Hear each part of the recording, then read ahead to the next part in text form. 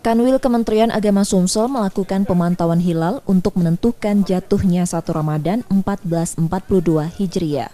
Sebelumnya, perhitungan hisab memprediksi saat matahari terbenam pukul 18 lewat 3 menit 52 detik, ketinggian hilal di Palembang berada pada 3 derajat 38 menit 35 detik di atas ufuk mar'i.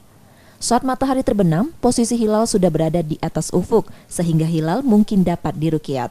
Namun, pemantauan hilal di Palembang terhalang awan. Hasil pantauan di Palembang dilaporkan sebagai bahan pada sidang isbat. Pemerintah menetapkan 1 Ramadan 1442 Hijriah jatuh pada Selasa 13 April 2021. Untuk pelaksanaan sholat idul, sholat Salatul Lail atau sholat tarawih, silakan dilaksanakan sebagaimana protokol kesehatan.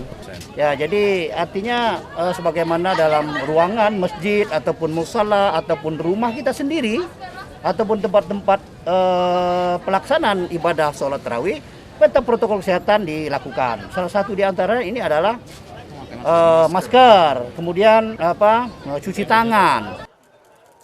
Memasuki bulan Ramadan, pemerintah memperbolehkan pelaksanaan sholat tarawih berjamaah di masjid, namun tetap menerapkan protokol kesehatan COVID-19. Rizky Nurmizan, Kompas TV Palembang, Sumatera Selatan.